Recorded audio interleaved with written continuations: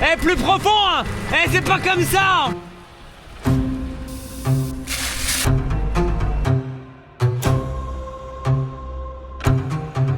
Oh putain. Grosse contrainte sur le cardan, donc cardan qui cède. Oh la vache. C'était une journée de merde, je crois que je vais rentrer. Ouais.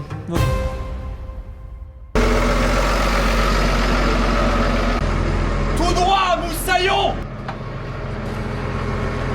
Vous avez vu mon char d'assaut? C'est la guerre. Ton tank est prêt? Mon tank est prêt, mon bon vieux. Je vais te montrer mes talents de laboureur, Marco. On va aller démonter les vers de terre. Putain, ouais, on va aller dézinguer la structure du bon sol que Marco avait. Que depuis 10 ans on essaie de préserver, voilà, on va tout défoncer là. L'agriculture de conservation, marque A2C. On l'enterre aujourd'hui. Allez, salut tout le monde, j'espère que vous allez bien. Aujourd'hui, 12, 13, 14, 15, 13 octobre, lundi 13 octobre. Ça va être une semaine rocambolesque, chargée en travail et intense. Objectif, aujourd'hui, mettre en route la charrue. Pour des terres où on va semer du blé. Semer tranquillement du blé, continuer, oui, on est tôt dans les dates, effectivement. Je me plains du régras, mais plus tu sèmes tôt, plus tu favorises les levées de régras en même temps que ton blé, plus tu sèmes tard, moins tu auras de régras de levée. Bref, le but normalement ici quand même en passant à la charrue, c'est que j'ai déjà expliqué dans une de mes vidéos, je l'expliquerai au champ. Et le but ici avec la charrue, c'est vraiment toutes tes graines qui sont toutes en surface. Là, tu as ton semis de graines de mauvaises herbes, tu le remets au fond et on n'en parle plus. Et normalement, ce qu'il y a au fond, la terre que tu ressors du fond, tu la remets au-dessus et normalement, il n'y a pas de graines. Donc bon. On est censé pas être embêté. Bref, je finis mon intro tout de suite parce que je sens que je vais encore partir dans... Je vais vous mettre un tunnel d'explication en introduction, que ça sert à rien. Je vais tout vous expliquer pendant la vidéo. Donc ça sert à rien que je blablate de trop. Marc, tu te tais, tu dis bonne vidéo à tout le monde. Installez-vous, c'est parti pour semis de blé, fauchage d'orguin, semis de blé et pas encore moisson de maïs gras. On attend pour ça. Allez, c'est parti. Vas-y, graisse-moi ça, vas-y.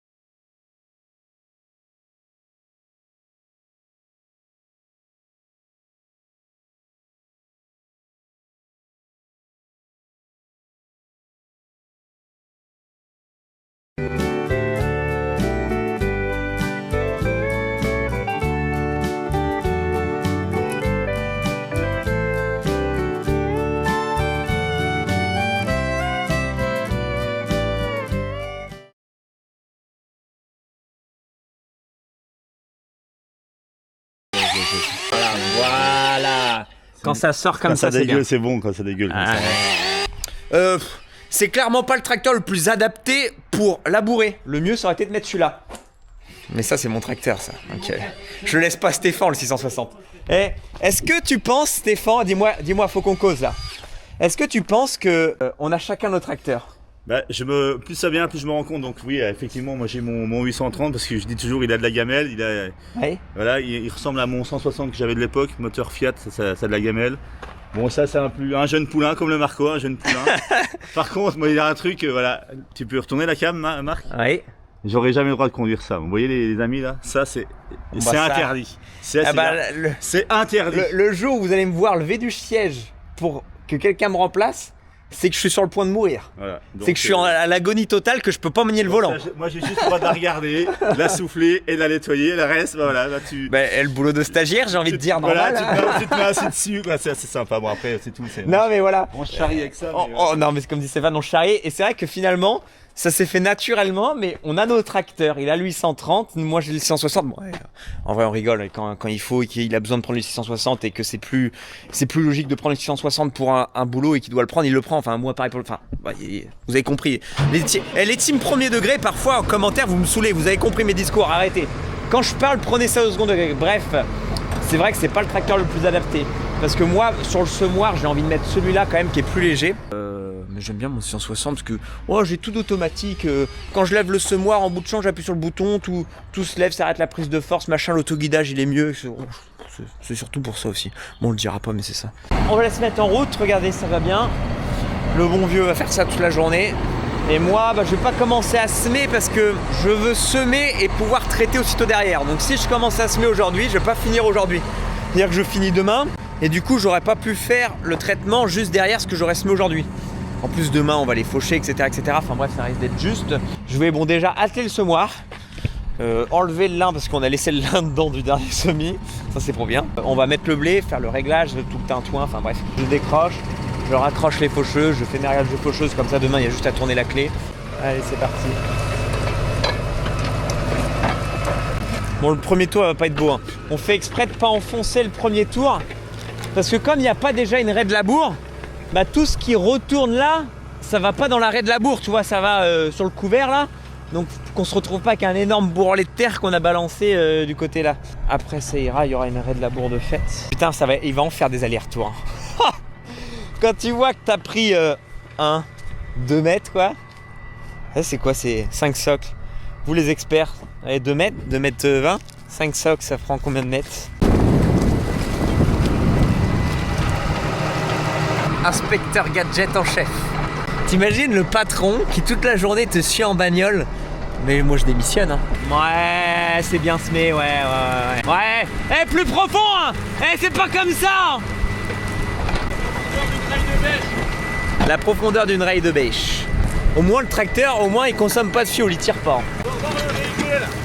Oui, je vais aller chercher le réglé. Oui, j'ai oublié le réglé, il a raison. Il se fout de ma gueule en disant sans revoir le réglé, mais je vais vraiment aller chercher le réglé. Parce que je vais contrôler pas plus de 20 cm. Ouais, le 830... c'est pas forcément bien. Regardez, on est à 19. En fait, on est à 19, c'est bien. C'est bien.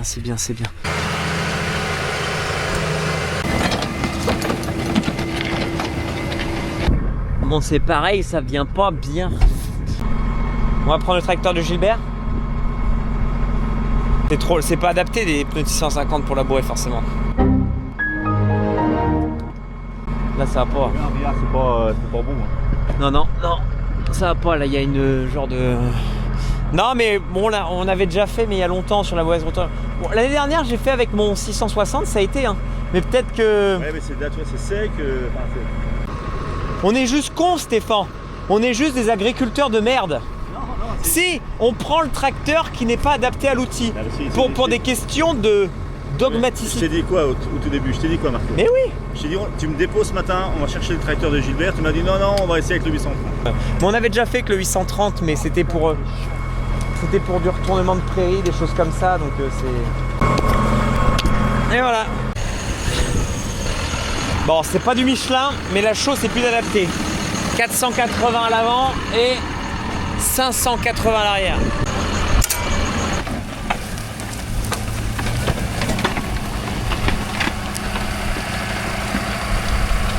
Ouais, c'est pareil.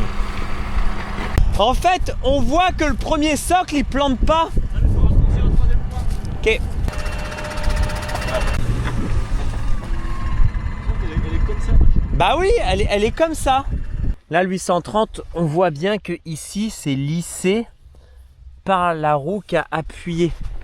Que regardez ici, on voit que là, ça n'a pas été écrasé, ça n'a pas été lissé. Que là, ça a été écrasé, lissé par le passage du tracteur. Donc déjà, le tracteur n'était pas adapté. Ça, c'est...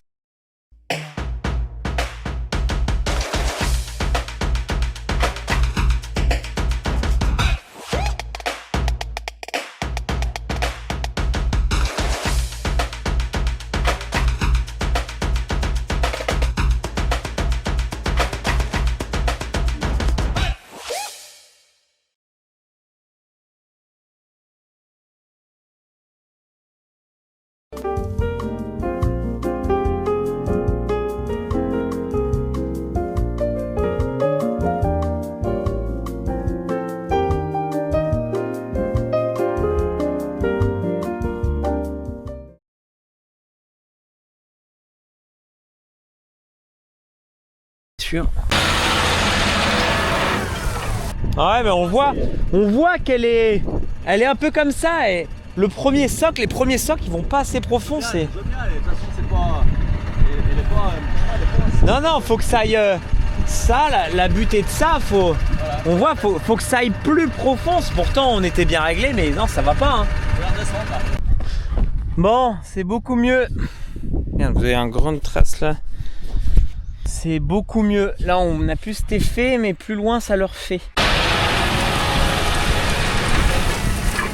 C'est plus beau, hein. Bah, ça n'a rien à voir. Ça n'a rien à voir. Mais on va leur donner encore un peu de calot de. Ouais. Ça n'a rien à voir. Si on est tatillon, on voit un léger quand même, mais on la voit toujours. L'avant, il est. Je sais pas si vous voyez en caméra.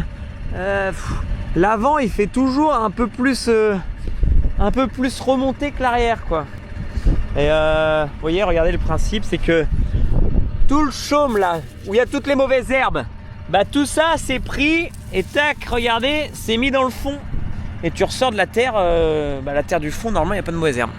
Bon, je vous filme pas tout, mais on a agi sur ces grosses vis de butée là. On les descend pour que la butée soit beaucoup plus basse finalement. On s'y approche, hein. Déjà si le réglage est comme ça, l'axe rotatif finira de combler les trous.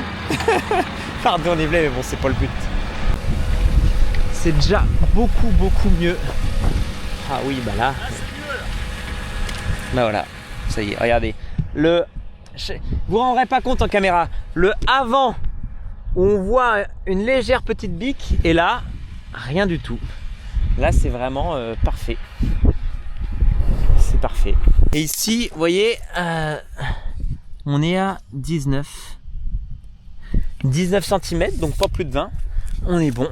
Alors par contre, ce qui est pas top, c'est que vous voyez là, toutes les débris végétaux, tout ça. Là, il y a énormément de débris végétaux du broyage du colza qu'on avait fait. Tout ça, ça va être là, au fond. Là. Et ça va pas pourrir. Ça va fermenter, ça va mal fermenter. En fait, c'est simple, pour que ça se décompose, faut de l'air, faut un système aérobique, qu'on appelle, faut de la respiration. Donc là, quand ça va être tout au fond, il n'y aura pas de respiration, du coup ça va pas se décomposer, quoi. Ça va mal pourrir, ça va mal nourrir toute notre vie au sol. Enfouir tout ce qui est détritus comme ça, c'est pas le mieux, quoi. On le voit clairement au loin qu'elle marche droit, elle marchait pas du tout droit tout à l'heure. Et là, regardez, on voit plus du tout de différence entre l'ancien passage et le nouveau. Que là, regardez, là on voyait quand on retourne sur le plateau ici, c'est plus qu'un labour à 15 cm. Et on le voit qu'elle a du mal à enfoncer, c'est quand même sec. De toute façon, pourquoi on sort la charrue, c'est seulement pour désherber, hein. C'est pas pour autre chose. Hein. C'est pas pour une qualité de travail de sol ou j'en sais rien. Mon seul intérêt ici, c'est, comme j'ai déjà expliqué dans une précédente vidéo, c'est de me débarrasser d'une mauvaise graine qui est le régras, qui pousse et qui est très invasif dans le blé et que j'arrive pas à me débarrasser de manière chimique. Et la seule solution que j'ai aujourd'hui, c'est de manière mécanique. Tout le surplus de graines que j'ai, de milliers de graines au mètre carré que j'ai, c'est de les enfouir en dessous à 15 cm, qu'elles pourrissent en dessous.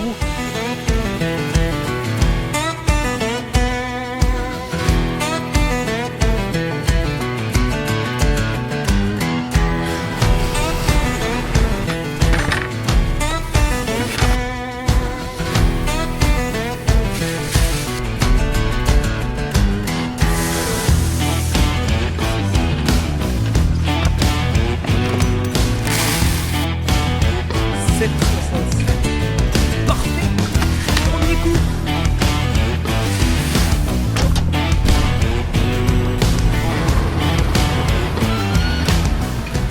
Et voilà une chose qui fait plaisir. C'est prêt pour demain. On refauche comme au mois de juin. Tout est prêt pour demain. Il n'y a plus qu'à enquiller une grosse journée. On va faucher 13 hectares. Il est 8 h. J'aurais aimé être 1 heure plus tôt, mais ce matin j'ai la foirotte, les amis. Ah, ça va pas. J'ai été sur le chiotte toute la nuit. Donc doucement le matin, pas trop de l'après-midi là. Une fois que je suis assis, que j'ai plus à bouger, normalement ça va. Ah bah, on partage tout sur cette chaîne. Hein. Je vlog mon quotidien. Quand ça va bien, ça va bien. Quand ça va pas, je vous le dis aussi. Voilà. Donc là, on fait des enrubannées pour Christophe.